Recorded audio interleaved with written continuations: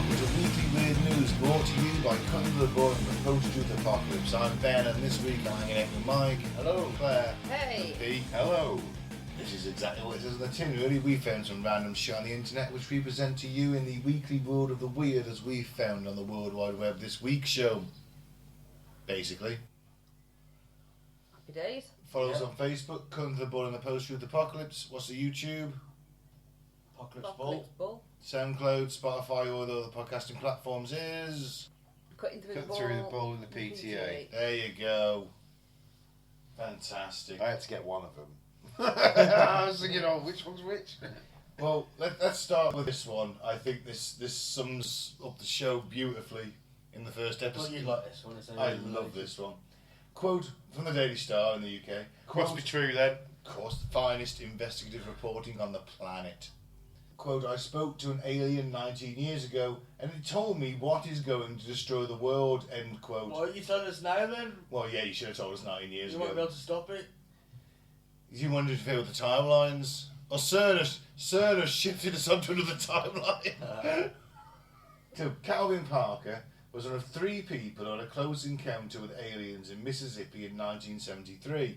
But he had a shocking encounter 19 years later where he received some shocking revelations. It's the crab people. No, it's not. Is it? No, it's not. I'm thinking of something else. People. Yeah, exactly. No, lobster people, technically. It's not the same one I'm thinking of.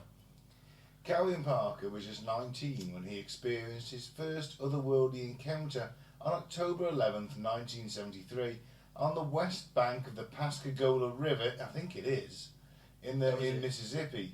On that eerie night, Calvin was one of 3 individuals who alleged they had a close encounter with a UFO. Alongside him were Charles Hickson and Maria Blair. The latter observed the bizarre events from across the river. No, there wasn't a female present at the lobster people one. Both Parker and Hickson reported seeing 2 blue flashing lights and noticed 2 peculiar oval-shaped objects approaching them.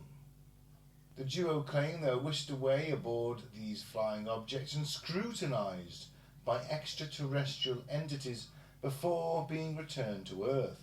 In the wake of their harrowing experiences, Hickson frequently recounted his tale over the years, while Parker, deeply traumatised, largely kept his ordeal under wraps until much later in his life.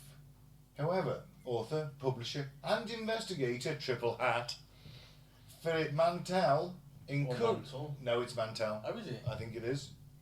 It managed to persuade Parker to open up about his encounter, resulting in the publication of 3 books on the subject. Despite having a close relationship with Parker prior to his passing in 2023, Mantel recently unearthed that another abduction had taken place, of which he was previously oblivious. Mantel made an unexpected discovery of a previously unseen interview while scouring the internet for fresh insights into the Pascagoula abduction. In this footage, Parker narrates a 1992 encounter in Baldwin, Louisiana. In the video, Mantel discloses Parker grapples with his narrative, but eventually recounts on an incident strikingly similar to his initial abduction, which had left him profoundly traumatised. Or you could argue that he's just misremembered his story and he's a bit drunk, maybe. Is he going to tell us how the world's going to end? Hopefully. We're getting there. So I thought that was what this We're was getting about. So once on board, he says he spoke to one of the beings and it says it made a shocking revelation to him.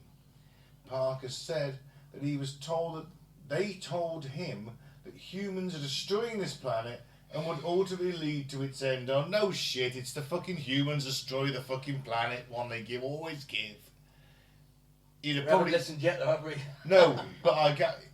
I think you telling us. You guys know me, right? I am a lover of the alien and the UFO. Love it. I'll believe any UFO case.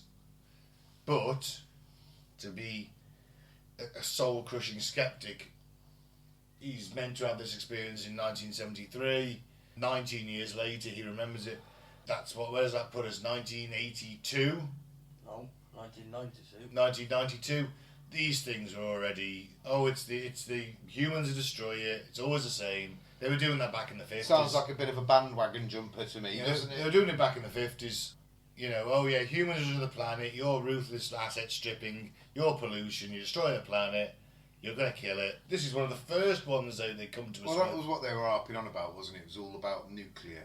Yeah, but nuclear also wars. you do get the ones that say about the pollution and all that. So But back in the 50s, that was all about the nuclear war, Of course. wasn't it? That's what they thought was you going to end the could world. watch an A-bomb go off from Las Vegas for fuck's sake. You would just sit on the roofs and watch it.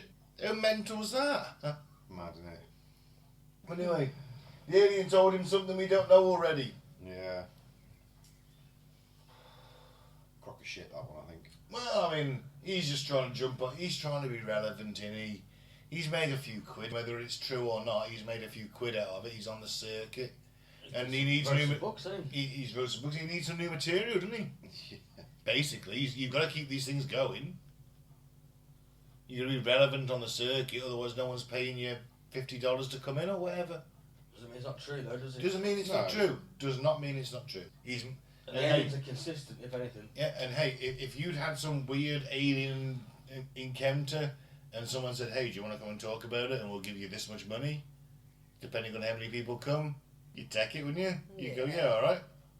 But sooner or later that story doesn't sell no more and you've got to think of something else, you've got to add it a bit on. Yeah, well, just throwing it out there.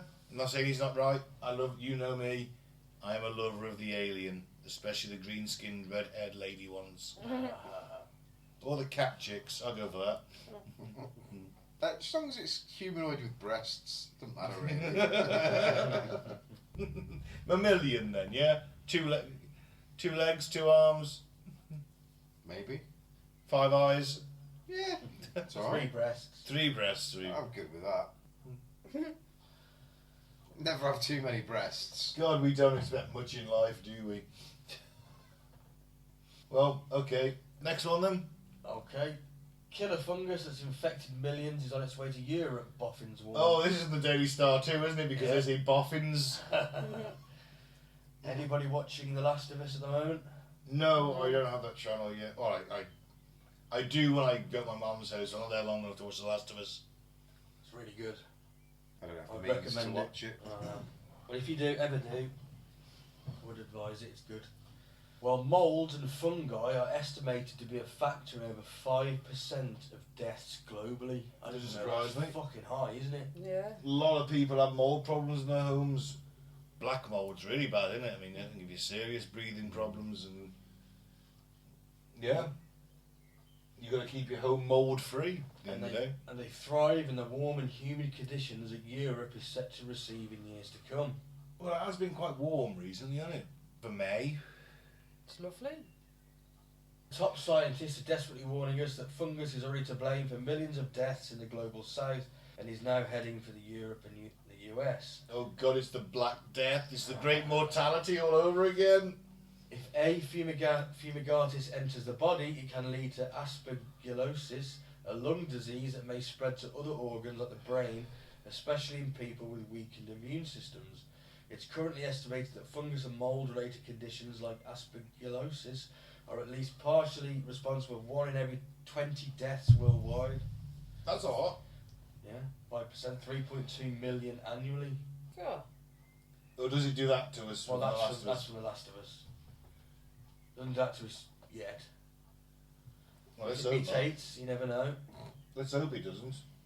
So yeah, overall current projections show a global increase of 77%, which could see an increase of millions of deaths. We're not airing out our homes as much, are we? I suppose It's the climate, isn't it? Yeah. They prefer hotter climates. Yes, true. Yeah. Is it cold and damp that grows mould usually, or condensation? It's condensation usually, isn't it? You get mould with. Well, they need the damp to thrive, don't they? So it's a combination of humidity.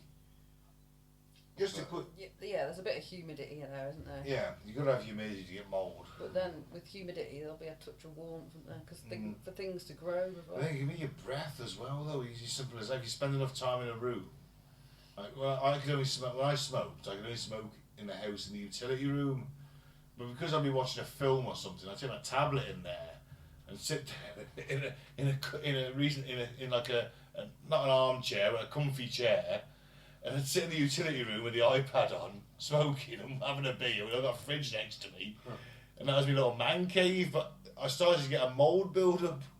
I'd spend ages in there, and I had the window open a little bit because it was winter, and your breath starts the humidity of it. You're stuck in the room. And obviously, the door's closed, isn't it? So it became a little man cave for me, and I started to get a mould thing on the windowsill. Damp cloth gets rid of that. It does, yeah. And then, of course, the anti-mould spray, but, you know, so... Keeping on top of it's the important thing, Oh, isn't God, it? yeah. Because it can really affect your breathing, can't it? Even in this country, black mould, fucking hell. You get that in your house, it's a bitch to get out. Give you a nasty... It can be, yeah. give you a nasty chest infection. If you let it keep going, yeah. Well, there we go. So we're all going to become mushroom men. Yeah. Just out of interest, that picture on the article of The Last of Us. I never played the games, I admit. How's he seeing? He doesn't. Right. It's echolocation. Oh, right. They click. Yeah. Called clickers. Okay. I've never played the game, but. So I've they're on the already show. played the game, so right, I know. you probably know the more game. about it than I do, then. Do they go down to gunshots, those things, if I pop Yeah, it in the head? Yeah. Yeah. But it's like chitinous armour. That mushroom Yeah. growth. It's solid. Well, that's a shitter. It acts as natural carapace. So what if I use a shotgun? Well, yeah, that would probably do the trick, yeah. Oh, good. Normal bullets, they bounce off So it. not pistol shots. Yeah, pistol shots, things like that, yeah. Bounce off it, that's a shitter, because Yeah. 9mm is the most frequently used cartridge in the world, so that's all you're going to be finding, really. There are bits to take down. What if I shoot it in the mouth? Broadsword will do it.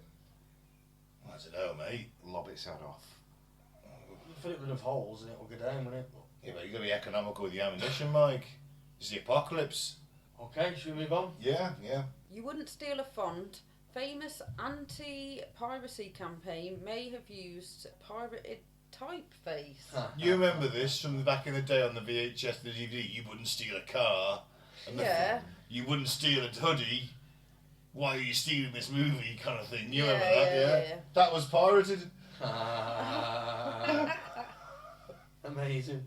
Yeah, the dramatic campaign compared pirating films to stealing cars, handbags, televisions, telling viewers you wouldn't steal a car. It appeared on in the cinemas and DVDs around the world from 2004. But now social media users have discovered the font used in the campaign was pirated from a typeface created by a designer just for Van Rossum. Just Van Rossum, font designer. You sound like a digital pimp. Just Van Rossum. If we ever play D&D again, I'm creating a bard called Just Van Rossum. I didn't realise his name was Just. Yeah. I thought he was going Just Van Rossum. Maybe it is. Maybe. Maybe. What's your name? It's just Van Rossum. And obviously took it as the first thing. Oh, Yeah. his first name must be Just, but he just means Van Rossum. I'm the only Van Rossum. No, it's Just Van Rossum. just Van Rossum, mate. Just call me Van Rossum. He's saying that, ain't he? Yeah. So Bluesky use rib extract. Blue Sky, I think it is. Bluesky. I read it the same. Did you? So you're not the only That's one. the Russian version. Bluesky use rib extracted the fonts used in one of the campaign's old PDFs and discovered the pirated font X Bang Rough was used instead of Mr. Van Rossum's licensed font FF Confidential. Oh. There was different fonts on there, and he used the wrong one, the unlicensed one. So it's just a clicking error, isn't it? Really? Well, yeah, but it's just the irony of the whole thing, Yeah. isn't it? Yeah. Like, you wouldn't steal a car. Yeah. You've stolen your font now, haven't you? So, Oh. guess what? I was justified in fucking pirating that DVD, wasn't I? Come on, we all did it. Wow. We all downloaded the odd film, didn't we? Come on. Of course. That we shouldn't have, you know. Or bought them at the car boot. Or bought them 50p. bought them a car boot, or knew a guy that was doing it. I was doing it. No, hang on, no, I wasn't doing it It's at all. recording a cinema and people are walking up, getting Yeah, up and walking yeah. past. And Oh, I've got so-and-so on pirate. He used to get passed around the families, didn't they, on VHSs? Yeah, this wasn't too bad. The bloke in front of me doesn't get up. I remember sitting in a pub in Liverpool and some guy come round with a big duffel bag full of pirate DVDs. Oh, fuck yeah, that'll happen now and again. $3 for a fiver, mate. $3 for a fiver. The DVD man had come round. He used to be like the fish man, do you remember him? The seafood guy. Yeah. Come in the pubs, the baskets. Any seafood, sirs? Any Cockles seafood? and mussels. Cockles, Yeah, crab mussels, sticks. eels. Ain't got any crabs on the cock, we used to say. Because cock you got any indoors. crabs on your cock? You asked him, that's a bit personal. In Dory, a term of endearment is calling someone cock. I don't know why. It's meant as an affection. My nan used to say, yeah, so, You got any crabs on your cock? no, but she used to call me cocker, which is the longer version. Oh, what's up with your cocker? Got crabs on it. Anyway, enough of the local dialect. So to call someone cock is a term of endearment in a way, just shortening from cocker to cock, right? So you come in, say seafood, you go, got any crabs on the cock? It was just a double entendre, isn't it, in Dolly? It's the closest you get to a double entendre. Well, Did there he was, take you to the bathroom and show you, did he? No, he just left. When he realises that everyone's a bit too drunk to eat mussels, he usually left. You're never too drunk for mussels. These people do get that way. well, there was no evidence to suggest they even knew that they'd ripped it off. I don't believe that for a second. They got it from somewhere. They just thought, we'll get away with this. Plausible deniability. We Yeah. don't know nothing. I love the irony It took of them it. 20 years to catch him though, so... Yeah. Well, it's taken him longer than that to catch all those. We just admitted it on a podcast. I didn't admit anything. Well, I shit, said yeah. that I'd never There was a download. statute of I said limitation. that I'd never download a film. I never downloaded a film. I just knew someone that did. Bear share. Used to love that site. You just implicated yourself now. I was aware of a site called Pirate Bay. I was aware of it. I never went there, but I was aware of it. Well, either way, I bet there's no one on this planet who hasn't watched a pirated movie. In the 80s, it was common though, wouldn't it? You just get a couple of video recorders, you'd play one on the telly, you'd record the other on a blank tape. Parents did it all the time. All the Keep Disney, digging that hole bigger. all the DVD, all the videos. The FBI are going to be like banging down all our houses' Don't you say, doors. I'd say that's how you would do it. I don't think I did it. I was only fucking like 6 or 7 I at don't the think time. they're going to come after us, Pete. I don't They're know. gonna be It's like- always the FBI fucking that are on it, aren't they? We're not in America. They can't come after us. They No, fucking we've got- extradite us. They wouldn't even extradite Extradite us us. for recording a few shit fucking VHSs back in the day. I don't think so. Wouldn't surprise me. I mean, obviously we never did it at home, but most of the VHS I watched as a kid, or the kiddie films, were passed around the parents in like nursery and early primary years. Oh yeah, so and so's bought, I don't know, let's say The Little Mermaid, for example, and it got passed around everybody. They're going to come after us for anything. It's going to be the Historically, murders we Ben's committed. favourite Disney film. That's the only one I can remember properly. I watched Bambi. I haven't watched many Disney films. I was too busy watching the Dam Busters. Isn't that your first wank? Well, Bambi. Yeah. No, it's The Little Mermaid. I love them clamshell. I love that clamshell bra. It's a look that's stuck with me forever, Pete. My first wank was a Watership Down.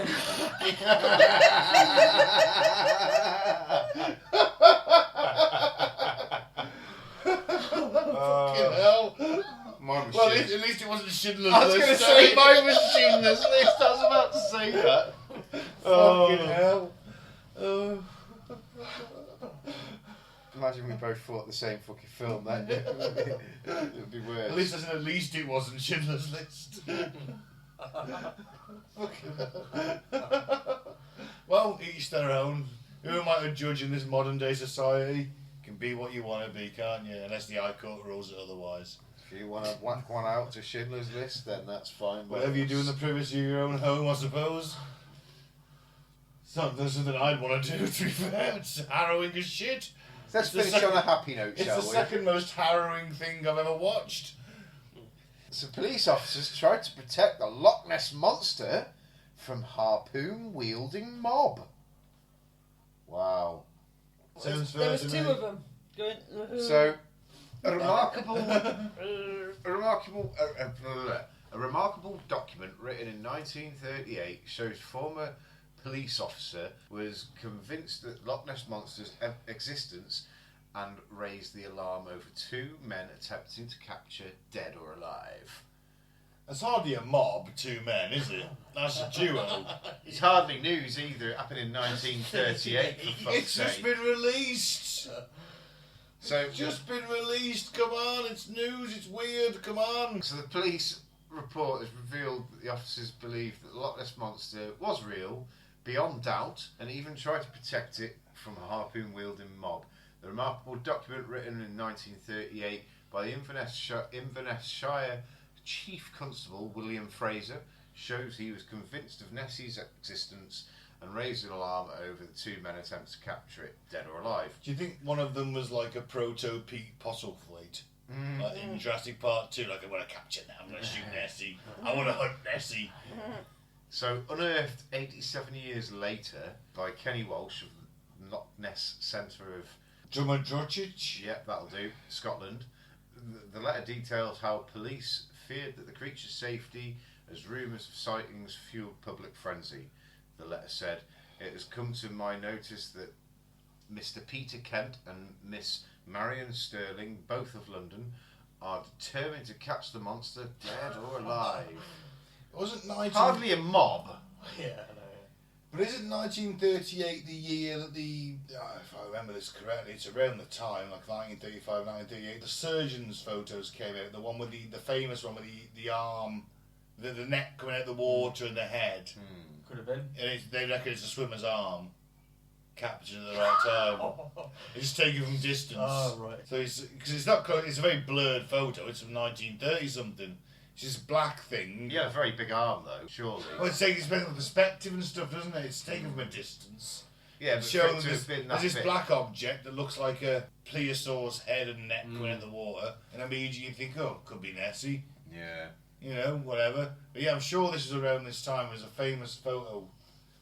Should we do Nessie So you could revisited? visit Mr. arm. No, that'll be a baby's arm with a bun in its fist.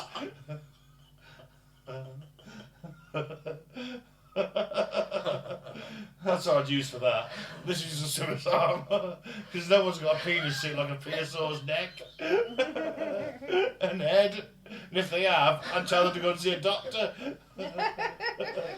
You never know. Oh, is this a confession or what? Oh, no. You them straight to penis. You'll be able to spot mine from that distance. Fucking hell. But is it shaped like a plesiosaur's neck and head? I have to get the microscope back.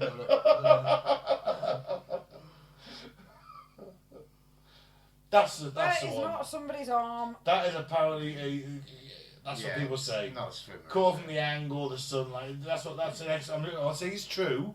You're saying that is an explanation for that photo. Yeah. Listener, you would have seen it. If not, Google the. It's more like a cock to me than a swimmer's arm. As again, Mike, I say if your penis looks like that, you really should go and see a doctor. Yeah, In actually- fact, you should have seen one years ago. I think he looks like a Killer whale, whale. a killer whale with one of them Yeah. bent bloody. Like a captive whale that's just been kicked dorsal out, fin. been kicked out into Loch Ness. Would is Loch Ness salt water? Well, that's why it's just been kicked out. They're just like, fucking get rid Don't of mind it. you, Wales There's doesn't a matter with group Wales, of does thing, it? Doesn't matter with Wales. I don't think it is salt water. No, I don't think it matters with Wales, does it? No, they're mammals. Yeah, yeah. Breathe air, don't they? So it doesn't matter. So yeah, there is some strange creature in Loch So, Ness. what we're saying is the police turned up to defend the Loch Ness monster from a mob of two people. They were planning to return with 22 though, at a later Right. date. So they got in a little recce. That's what it seems like. There was some strange creature in Loch Ness, seems now beyond doubt, apparently. But the police have had. So So this is just quoting. So I think we'll just go past these quotes because they're all a bit nonsense. he's basically saying that the police, if the police are protecting a monster in Loch Ness, and there's clearly a monster in Loch Ness, Yeah. but You say the police. does the police actually have any power to protect it, That's quite doubtful. So you can stand there all you want, but if he wants to shoot it with a rifle from 150 yards away, can they do anything to him? Because it's, at the end of the day, it's a Loch Ness Monster. Yeah. It's not protected. It's not like a swan. So Kenny discovered the fascinating police report whilst doing some research. It offers a rare glimpse into how even the police believed there might be something in the water, Kenny said. Does that mean that the police have seen it? And they know it's there? Maybe they see it regularly when they're out on patrol late at night, they're driving out on the loch. Yeah. They see something, they know Nessie's real. Claire's looking at me in disgust right now. Yeah, nah, no, not having it. They'd have seen it already. It'd have been all over the shop. It'd have been, What if there was one but there isn't anymore? What if it died? What if there was one? See, that's the thing. Maybe they captured it and took it to a secret lab. They could have. Maybe it's in the Jurassic Park that we'll never find out about because they won't have a coupon day. Oh. It's only the Illuminati So, that are allowed to go. so the rich are the rich that are allowed to go to Jurassic Park and Nessie's there. I want to go anyway. Come on, of course you would. Go anyway. Of course you'd want to go. If they give a coupon day, we'd all be there. No, it wouldn't. It'd all go horribly wrong. It's been in operation for years, unless they want to give the dinosaurs a taste of human meat, and that's why they've invited to the working class for a day. Oh shit! We've run out of food. What can we do? Coupon day. Coupon day. There was an accident in the park.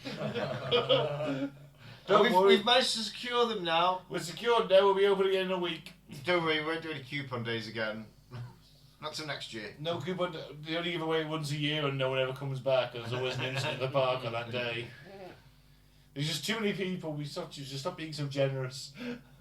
It's like the fucking Hunger Games. You get given a coupon to Jurassic Park. Oh no! The thing is, though, selected by a random lot. Oh god! In reality, right? If they did give out, like, I don't know, 20,000, 50,000 free coupons to people that didn't have very much, couldn't afford to do it, even if those people knew, it's like a 90% chance I'm going to die if I go there, but it's free. Oh, you know what I mean? It's free, babe. Come on, let's go. You know what I mean? Do you see dinosaurs and we haven't got to pay? It's free, come on. It's a first class fucking ticket. So you know what I mean? So even it's like steerage on the Titanic. It's better than the usual Benidorm shitty hotel you're staying in. There you go. It's like you guarantee like they'd still get most of the people to turn up just because it was free. Yeah. I couldn't miss out on a bargain. It'd be like the accommodation there. It'd be like that time when I was on a fucking very cheap holiday in Spain as a child, and me and my dad watched a cockroach crawl along the side of the baked beans and then fall in. Oh. Extra protein. Didn't have the beans that holiday. Let's put it that way. No, that was a shitty hotel. So what a abiding memory I have of that holiday. Yeah, we had some shitty ones in Italy as well. School trip. Ugh, awful. We stopped on the holiday with the same people after that. They booked the hotel. But still, that's weird enough in itself. I think that's weird news. It is weird news. I've been Ben. Thanks for listening. Don't drink the flavour aid. Don't join a cult. I've been Mike. Thanks for listening. Peace out. May the force be with you. And I've been Claire. Don't nick fonts. Don't preach to us about stealing and then steal fonts. I think it will be better. Yeah. And I've been Pete. If you're going to try and hunt Nessie, just remember, the police will try and stop you. I say try, because no, I don't think they would nowadays. Certainly 100 years ago they would have. I like to think they would, just because it protects the region's tourism and income. Yeah. At least they can show show stop up. you because you're wandering around the loch with a harpoon gun. That's also a valid point. They are going to stop you if you're walking around the tourist area with a harpoon gun. Yeah, they will. Even our police would stop you. Just leave poor Nessie alone either way. Yeah, right.